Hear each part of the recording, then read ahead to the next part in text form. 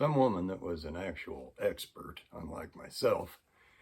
She was an expert on marriage and divorce and wrote books and gave seminars and all that stuff. And her name escapes me at the moment, but a quote that she had stuck with me. And the quote is this: "Divorce is like an amputation. You can survive it, but there's less of you." There's a lot of truth in that. Let me give you a scenario, just a random fictional scenario, but it has basis. 1952, let's say. Jim,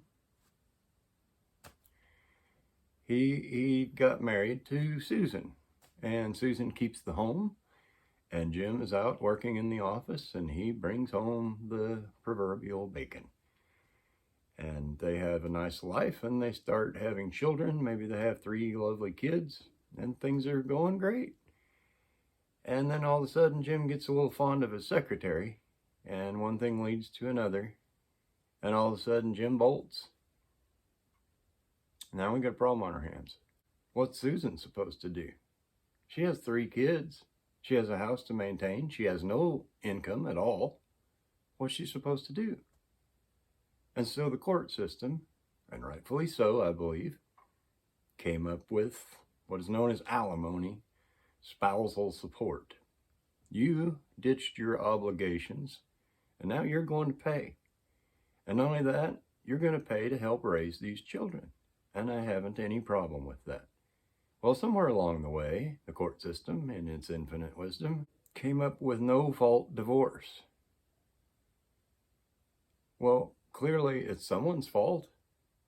Once in a while, occasionally, there is a scenario where both parties is just, this was a bad decision, we both want out of it.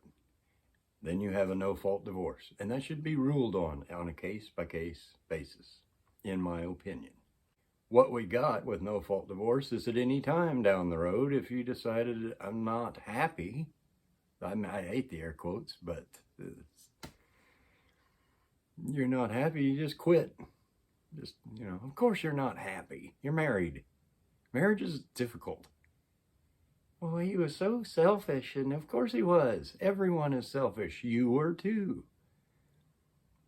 But then she could bolt. And no-fault divorce. Well, who quit? There's a fault. These laws, I'm not saying they should be totally abolished, but they certainly need to be unpacked and investigated on a case-by-case basis. The trouble with that is, there's millions, if not billions of dollars annually at stake. The court system isn't going to give that up freely. They get a percentage of alimony. They get a percentage of child support. The whole legal industry is built on it. In that specified area of marriage and divorce lawyers, they're not giving that up. If you have been physically abused, if you have been cheated on, if you have been just outright abandoned, you're off the hook. That wasn't your doing. We have someone at fault now. And yeah, I believe they should have to pay a certain amount to, everybody else that didn't do that and honored their vows is just left to pick up the damage. And there's a lot of damage in divorce. A lot of damage. Now, could at-fault divorce actually work? Well, of course it could. That used to be the standard. One party was guilty as charged. The evidence is there for all to see. You are at fault. You should be made to pay accordingly. This business of no-fault divorce, what has happened as a result? We can look at the statistics. I can't quote them to you verbatim. Roughly 80% of women file for divorce. Roughly 90% of women file for divorce if they're college educated. Who's filing for the divorces and why? Well, let's look at it. So you're not happy and you file for divorce. You're out of there, man. And maybe you take your children with you if there are children involved. And let's make no mistake, divorce is hell on children, and mostly men. So you have done the unthinkable. You have went and filed for divorce after playing the games to see, what you could get. That's for both sides here. It's not just anti-women. It's not just anti-men. Although society would have you believe otherwise. So back to the point. You've gone and filed now. You want a division. You want a divorce. We're going to dissolve this union. But perhaps you took the kids with you. Well, number one, who said that women only are fit to raise children? And number two, that was your decision, just like filing was. You go, girl. Or as I like to say, you go, girl. So now what gives you the right for alimony or spousal support? Children do need, well, they need both parents in the home, but under the circumstances, they do need some kind of support from the other party. That's fair. You have an obligation. You brought children into the world. You need to help support those children. Although I do believe that the court system should revamp this, and rather than, it's all based on percentages. If you make X amount, they take X amount. There's a minimum, an absolute bare bones minimum. I don't believe there's a maximum. So you see things like sports stars and movie stars getting $30,000 or $60,000 a month. It does not cost that to raise a child. So on a case-by-case basis, it should be looked at. What percentage of the groceries do the children eat? What percentage should go to clothing? I mean, are we buying clothes every single month for the children? Does a pair of shoes last every single, only a month and then you got to buy more? No, of course not. So rather than cash, there should be an X, whether that be gift cards. I don't know how you work all the ins and outs of it. I'm just telling you the system is definitely flawed. I'm speaking with a little bit of experience. I have been divorced once, because I don't generally need the same lesson twice. That won't happen again. Why do people remarry and divorce and remarry and divorce and remarry? I don't know. Why would you do that? I honestly, I have no idea. You couldn't make a go of it on the first one. You think the second one's going to be better? And there again, we can look at the statistics and see that first marriages last, roughly half the time. They end up in divorce. Second marriages last even less time, less duration, and about, I think it's 67-ish% end in divorce. Third marriage, even worse. Why do you keep on? Why is a professional athlete in his prime getting married at all? He or she.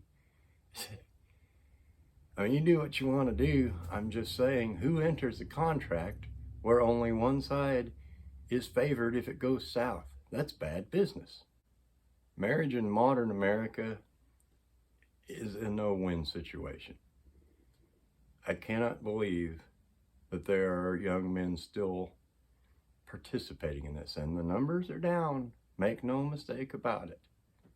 What we're finding out is, especially women, as these women age, all of a sudden the looks are gone, the body's gone.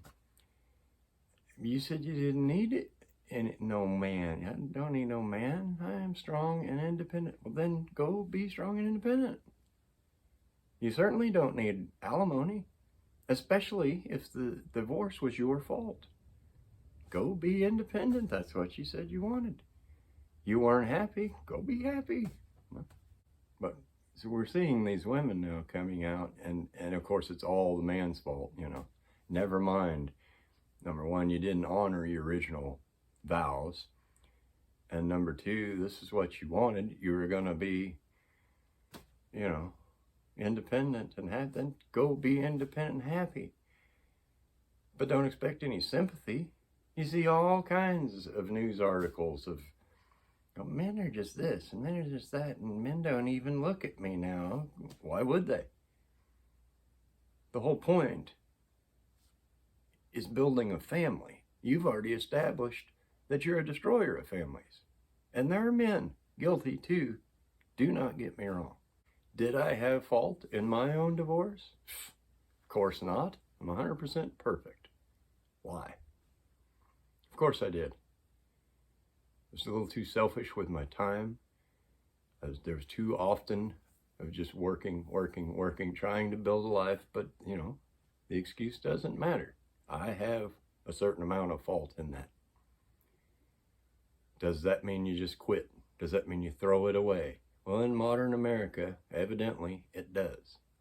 When I got married, and this is just me, I made an understanding with myself that it didn't matter if I was 1,000% miserable every day when I woke up and every day when I went to bed. Just absolute misery. It didn't matter. I was staying married. Divorce was not an option for me, personally. But you see, there's two parties in this contract. Again, in my particular situation, divorce was nothing. In that family, I believe both of the parents had been divorced and remarried, I think 3 times apiece. So it was normal. Ultimately, the kids, the children, if there are some, are the ones who suffer. Almost any household is less when there's only one parent in it. Now, I was blessed enough to raise my children from young ages, 7 and 10. I had full custody, and that was my job. Well, I may not have been happy, but it didn't matter. The responsibility was mine to see that my kids could do the best that they could under the circumstances.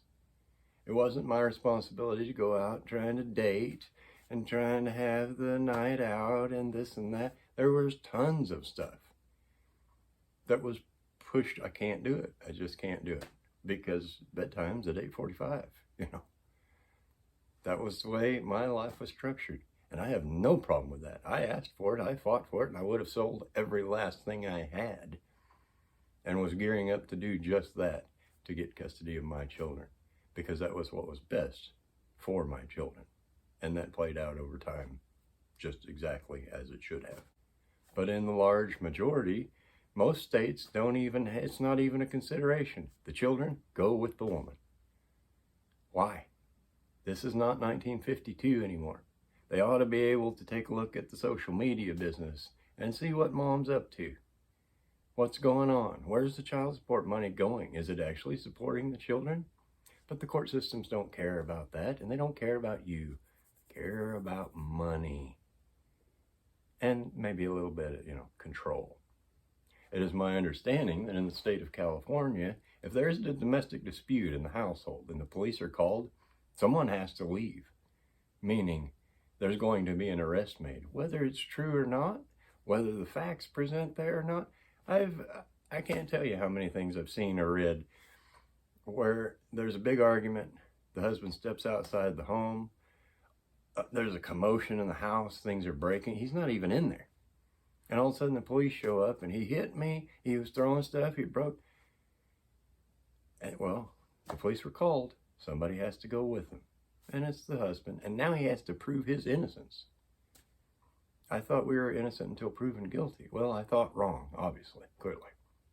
The whole thing is bad business. I don't like anything about it. Like I say, unless you were physically abused, unless you've been cheated on, if there's imminent danger in the home, rampant drug use and shady character, there's certain grounds where divorce is understandable and allowable. But this business of, you got to get your starter marriage under your belt. Why even bother? Just stay single. Stop that. Stop. You're just clogging up the works. And the divorce courts are backed up months, some of them years. Only now are we starting to see incremental changes. I believe the states of, I want to say Indiana, might be Ohio, can't remember, too lazy to look it up.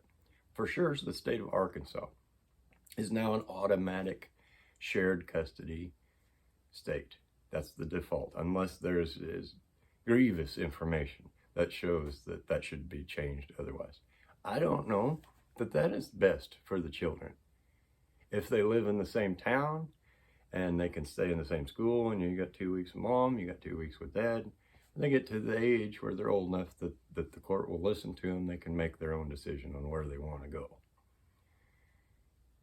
But if somebody lives over here and somebody else lives in the next state, that ain't gonna work. This whole thing needs and should be unpacked and dealt with on a case-by-case basis. And it starts with, who's at fault? Why? Okay, automatically. This is what you chose. We're going with the other party, whichever side that may be, in my opinion. This business of automatically favoring the women is sexist. I appreciate your time. Appreciate you watching the video. I'm telling you now, you got to get in on this, because I guarantee you, once this, eventually becomes monetized, they're going to start striking this business. You can't have this free thinking, and then the videos will be gone. As things are right now, you can still share them. You can like them. If you hit the subscribe, it gives you an automatic notification every time I do a video. And I apologize for the randomness, because where I live at, some days you might spend all day trying to upload it. It just ain't going to happen.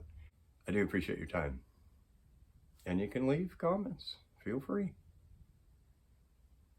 Thanks for watching. See you next time.